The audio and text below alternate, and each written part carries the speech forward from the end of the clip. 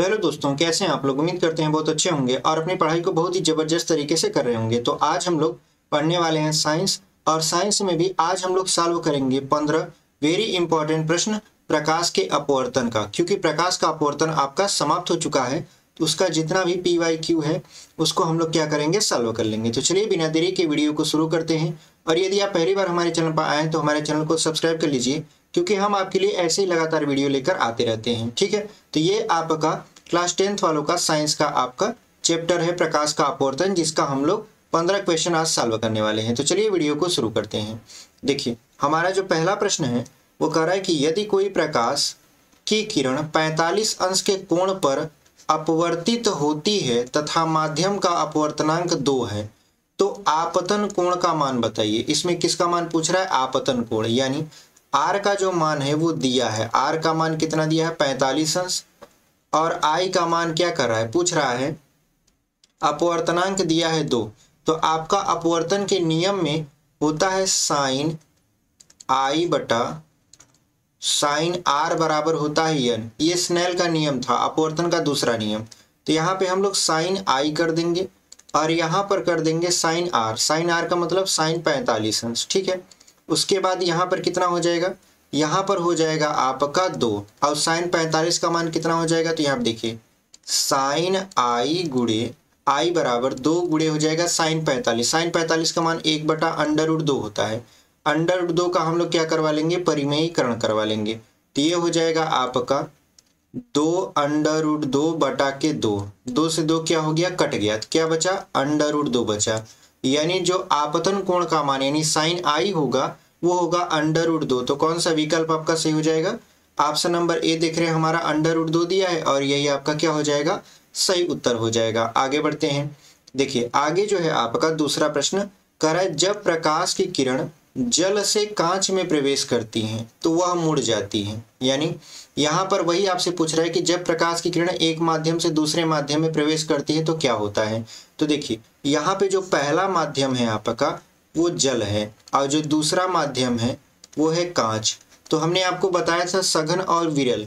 सघन किसे कहते हैं, जिसमें प्रकाश की किरणें उतनी अच्छी गति से नहीं चल पाती जितनी कि वो विरल में चलती हैं। और विरल किसे कहते हैं, जिसमें माध्यम के कण काफी दूर दूर होते हैं। तो अब अगर कांच और जल को आप देखो तो जल की अपेक्षा कांच में आपके जो अणु होते हैं वो काफी पास पास होते हैं और जल में थोड़ा दूर दूर होते हैं। तो जल बन गया आपका विरल और कांच बन गया आपका सघन।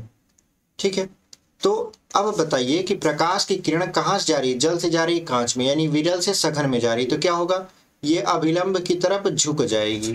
तो ऑप्शन अब चुनिए। पहला है आपका अभिलंब से दूर नहीं होगा, अभिलंब की ओर यही होगा, न अभिलंब की ओर न अभिलंब से दूर, ये भी नहीं होगा, उपरोक्त में से कोई नहीं। यानी जो ऑप्शन नंबर आपका बी है वही आपका क्या हो जाएगा, सही उत्तर हो जाएगा। यानी जब प्रकाश की किरण जल से कांच में प्रवेश करती है तो वह अभिलंब की तरफ झुक जाती है। आगे देख लेते हैं। देखिए आगे है आपका क्वेश्चन, कह रहा है वायु में प्रकाश की चाल 3 × 10⁸ मीटर पर सेकेंड है। उस माध्यम में प्रकाश की चाल ज्ञात कीजिए जिसका वायु के सापेक्ष अपवर्तनांक 1.5 है। यानी वायु के सापेक्ष अपवर्तनांक क्या किया है, वायु के सापेक्ष माध्यम का, तो यम कर देते हैं। अपवर्तनांक दिया है 1.5, प्रकाश की चाल c बराबर दिया है 3 × 10⁸ मीटर पर सेकेंड। ठीक है, उसके बाद आपसे क्या पूछ रहा है, आपसे पूछ रहा है माध्यम में प्रकाश की चाल, यानी v बराबर पूछ रहा है। तो आपने फार्मूला आपका याद किया था, n बराबर c बटा की v। n का मान दिया है 1.5, c का मान है 3 × 10⁸ और v का मान हमसे पूछ रहा है। तो यहाँ पे जब तिर्यक गुणा करा देंगे यानी 1.5 कम 1.5 और 1.5 दूना हो जाएगा 3। अब 1 का v में गुणा करा देंगे तो v बराबर कितना हो जाएगा, 2 × 10⁸ मीटर पर सेकेंड। यही आपका क्या हो जाएगा, आंसर हो जाएगा। यानी उस माध्यम में जो प्रकाश की चाल है आपकी 2 × 10⁸ मीटर पर सेकेंड होगी। बढ़ते हैं आगे। देखिए आगे जो है आपका चौथा प्रश्न वो कह रहा है कि वायु के सापेक्ष, ठीक है, यहाँ पे कह रहा है वायु के सापेक्ष कांच का अपवर्तनांक 3/2 है। वायु में प्रकाश की चाल 3 × 10⁸ मीटर पर सेकेंड है, कांच में प्रकाश की चाल बताइए। यानी n बराबर दिया है 3/2 और c बराबर दिया है 3 × 10⁸ मीटर पर सेकेंड और आपसे भी का मान पूछ रहा है, तो आपने अभी अभी फार्मूला लगाया है n बराबर c बटा भी, और भी बराबर क्या होता है c बटा n होता है। तो भी बराबर c का मान है 3 गुणे 10 घाते 8 मीटर पर सेकेंड, और उसके बाद n का मान कितना है आपका 3 बटा 2 है, तो ये 2 ऊपर चला जाएगा। जब 2 ऊपर चला जाएगा तो यहाँ पर ये हो जाएगा आपका 3 गुणे 10 घाते 8 गुणे 2 और बटे हो जाएगा 3, 3 से 3 खत्म हो गया, तो क्या बचा 2 गुणे 10 घाते 8 मीटर पर सेकेंड। यही आपका क्या हो जाएगा आंसर हो जाएगा, यानी उस माध्यम में प्रकाश की चाल हो जाएगा। तो मैच करिए, देखिए ऑप्शन नंबर सी जो है आपका वो मैच कर रहा है, लिखा है 2 गुणे 10 घाते 8 मीटर पर सेकेंड, और यही आपका क्या हो जाएगा सही उत्तर हो जाएगा। आगे बढ़ते हैं, देखिए आगे जो है आपका 5वां प्रश्न वो कह रहा है कि कांच का अपवर्तनांक अधिकतम होता है, यानी कांच का अपवर्तनांक किस रंग के लिए अधिकतम होता है। तो देखिए जो रंग यानी जिस रंग का तरंग दैर्ध्य जितना कम होगा उतना ही ज्यादा उसका अपवर्तनांक होगा। तो लाल का सबसे ज्यादा होता है, इसलिए वो लाल काफी समय नहीं झुकता और सीधे के सीधे निकल जाता है प्रिज्म में से। तो लाल होगा नहीं, हरा भी नहीं होगा, बैगनी होगा, पीला नहीं होगा, क्योंकि देखिए जब आप प्रिज्म बनाते हो इस तरीके से, अभी आप पढ़ोगे प्रिज्म के बारे में, तो सबसे यहाँ पे नीचे जो होता है वो बैगनी कलर ही होता है, यानी इसका अपवर्तनांक सबसे ज्यादा होता है, क्योंकि जितना ज्यादा अपवर्तनांक होगा उतना ज्यादा ही प्रकाश की किरण आधार की ओर झुकेगा। तो बैगनी सबसे ज्यादा झुकता है, इसलिए बैगनी आपका सही उत्तर हो जाएगा। उम्मीद करते हैं आपको ये समझ में आया है। अगला देख लेते हैं 6वां प्रश्न। देखिए यहाँ पे लिखा है यदि वायु के सापेक्ष कांच का अपवर्तनांक कांच के सापेक्ष वायु के अपवर्तनांक का 5 गुना है, तो कांच के सापेक्ष वायु का अपवर्तनांक बताइए। इसको पढ़ने पर एक बार में समझ में नहीं आएगा, लेकिन अगर ध्यान से पढ़ेंगे तो समझ में आ जाएगा। देखिए कहा यदि वायु के सापेक्ष कांच का अपवर्तनांक, यानी वायु के सापेक्ष कांच का अपवर्तनांक कांच के सापेक्ष यानी कांच के सापेक्ष वायु के अपवर्तनांक का 5 गुना है, यानी वायु के सापेक्ष कांच का जो अपवर्तनांक है कांच के सापेक्ष वायु के अपवर्तनांक का 5 गुना है। तो कह रहे कांच के सापेक्ष वायु का अपवर्तनांक बताइए, कांच के सापेक्ष वायु का अपवर्तनांक बताइए। ठीक है, तो यानी हमसे ANG बराबर पूछ रहा है, तो हम इसको ये जो गुणा में इसको भाग में कर देंगे, यानी ANG बटा 5 हो जाएगा बराबर किसके GNA के। ठीक है, अब आप जानते हो कि जो आपका प्रकाश की उत्क्रमणीयता का नियम था, प्रकाश की उत्क्रमणीयता में हमने आपको बताया था ANG बराबर होता है 1/GNA के। तो यदि हम यहाँ पे कर दें ANG को 1/GNA, तो यहाँ पे ये बटा में आ जाएगा 5 और यहाँ पे हो जाएगा GNA। अब गुणा करवाएंगे तो ये हो जाएगा 1/5 बराबर यहाँ पे हो जाएगा GNA का स्क्वायर। स्क्वायर इस तरफ आएगा तो रूट में हो जाएगा, यानी ये हो जाएगा, यहाँ पे लिख देते हैं 1/5 और इधर जाएगा तो रूट में हो जाएगा बराबर किसके GNA की। यानी कांच के सापेक्ष वायु का जो अपवर्तनांक होगा वो होगा 1/√5। तो उम्मीद करते हैं आपको ये समझ में आया होगा।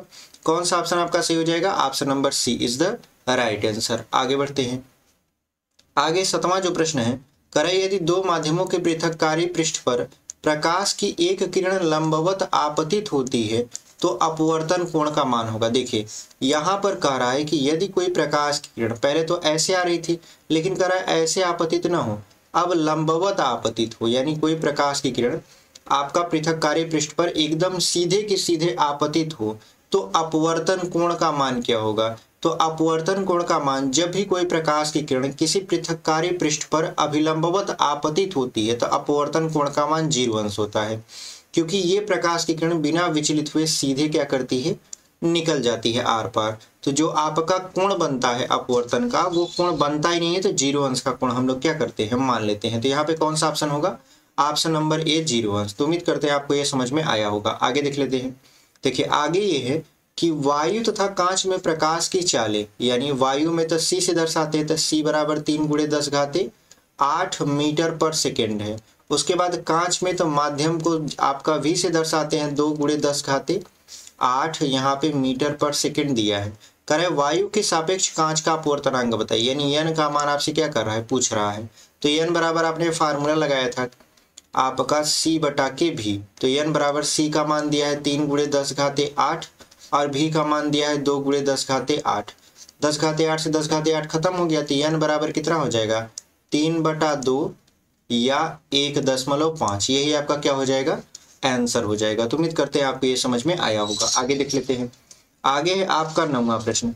कह रहे कांच का वायु के सापेक्ष अपवर्तनांक 1.5 है। किसके सापेक्ष? वायु के सापेक्ष कांच का अपवर्तनांक, यानी ANG बराबर दिया है आपका 1.5। तो कह रहे वायु का कांच के सापेक्ष, यानी GNA बराबर आपसे क्या कर रहा है, पूछ रहा है, यानी वायु का कांच के सापेक्ष अपवर्तनांक की गणना कीजिए। तो यहाँ पे हम जानते हैं GNA बराबर प्रकाश की उत्क्रमणीयता के नियम से ANG होता है। यहाँ पे हो जाएगा GNA बराबर 1/1.5। तो जब आप 10 से ऊपर गुणा करोगे तो 10/15 हो जाएगा। तो यहाँ पे हो जाएगा 15 0 हम 0, 15 छक्का 90, फिर 15 छक्का 90, ऐसे चलता जाएगा 6 फिर हम लोग क्या कर लेंगे, इसे 0.67 कर देंगे और यही आपका क्या हो जाएगा आंसर हो जाएगा। तो उम्मीद करते हैं आपको ये समझ में आया होगा। आगे बढ़ते हैं। देखिए आगे जो है आपका वो है 10वां प्रश्न। कह रहा है वायु के सापेक्ष जल तथा कांच के अपवर्तनांक। वायु के सापेक्ष पहले जल का है तो ANW लिख लेंगे 4/3। उसके बाद फिर है कांच का अपवर्तनांक यानी ANG ग्लास जो होता है 3/2 है।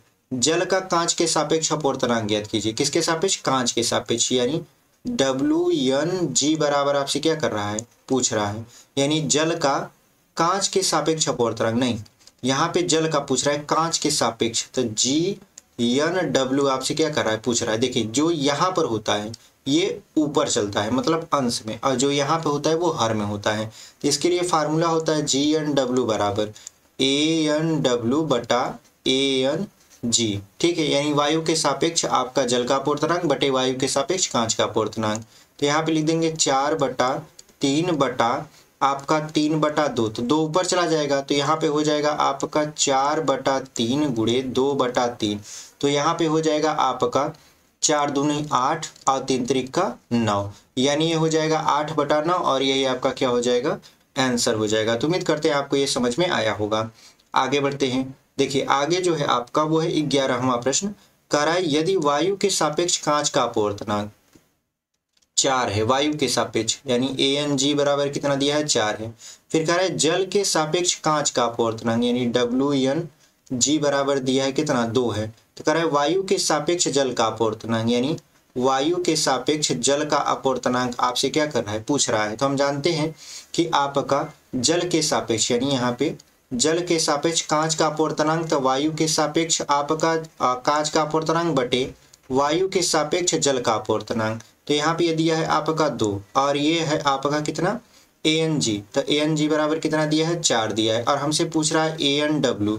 तो ये गुणा कर देंगे तो ANW बराबर कितना हो जाएगा 4/2, काटेंगे तो कितना आएगा आपका 2 आएगा और यही आपका क्या हो जाएगा आंसर हो जाएगा, ठीक है, यानी वायु के सापेक्ष आपका जल का अपवर्तनांक 2 होगा।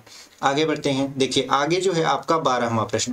कह रहा है यदि वायु के सापेक्ष जल का अपवर्तनांक 2 है, यानी वायु के सापेक्ष जल का अपवर्तनांक कितना है 2 है, तो जल में प्रकाश की चाल बताइए, यानी V बराबर आपसे पूछ रहा है, यानी VW लिख देंगे।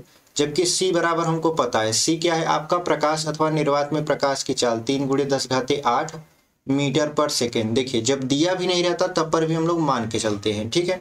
तो यहाँ पे आपका हो जाएगा VW बराबर होता है आपका क्या ANW बटा के आपका यहाँ पर ANW बटा के कितना हो जाएगा ANW बटा के 1/C हो जाएगा। कहने का मतलब ये है कि थोड़ा सा फार्मूला, ये जो C है वो ऊपर रहेगा, यहाँ पे रहेगा, ठीक है, C बटा के ANW हो जाएगा। तो VW बराबर कितना, C का मान है 3 गुणे 10⁸ और ANW का मान कितना है 2 है। तो आपका यदि इसको काट दें तो VW बराबर कितना होगा 1.5 गुणे 10⁸ मीटर पर सेकेंड होगा। यही आपका क्या हो जाएगा उत्तर हो जाएगा, ठीक है, यानी जल में जो प्रकाश की चाल है वो 1.5 गुणे 10⁸ मीटर पर सेकेंड होगा। आगे देख लेते हैं 13वां प्रश्न।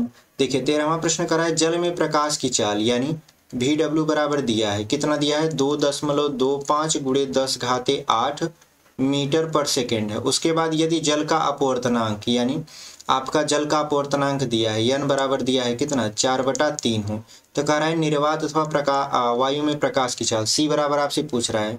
तो C बराबर होता है आपका N गुणे VW, ठीक है। तो C बराबर n का मान कितना है 4/3 है और VW का मान है 2.25 गुणे 10 घाते 8। 3 से इसको काट देते हैं, 3 0 हम 0, 3 7 21, 3 5 15, ठीक है। और आपका 75 चौका कितना होता है 300 होता है। तो यहाँ पे हो जाएगा 3 गुणे 10 घाते 8 मीटर पर सेकेंड, यानी जो आपका प्रकाश का चाल होगा वो होगा 3 गुणे 10 घाते 8 मीटर पर सेकेंड, ठीक है। उम्मीद करते हैं आपको ये समझ में आया होगा।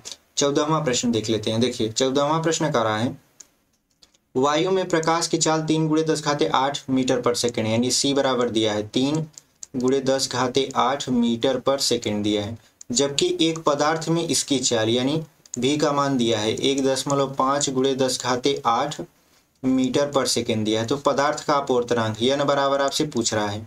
तो n बराबर फार्मूला होता है C/kV। तो n बराबर C का मान 3 गुणे 10 घाते 8 और V का मान 1.5 गुणे 10 घाते 8।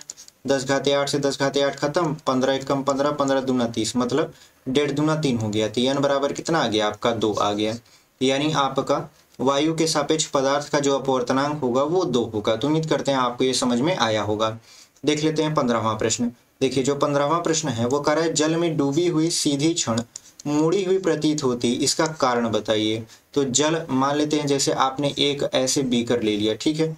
आपने बीकर ले लिया, उसके बाद आपने क्या किया, इसमें मान लेते हैं आप एक पेंसिल लिए, तो इसको ऐसे जब आपका पानी में, जैसे मान लेते हैं ये पानी हो गया, पानी में इसे आप जब डुबाओगे तो ये सीधी नहीं दिखाई देगी, ये थोड़ा सा इस तरीके से मुड़ा हुआ दिखाई देगा। तो वही पूछ रहा है ये मुड़ा हुआ दिखाई देता है क्यों। तो इसके पीछे अपवर्तन का रीजन होता है, यानी जल में डूबी हुई जो क्षण होती है वो आपका मुड़ी हुई प्रतीत होती है, इसका कारण क्या है, अपवर्तन है। तो उम्मीद करते हैं आपको ये 15 प्रश्न बहुत अच्छे तरीके से समझ में आए होंगे और आप इसे पूरा का पूरा हमारे साथ सॉल्व किए होंगे। तो मिलते हैं आपसे अगले वीडियो में, तब तक के लिए धन्यवाद।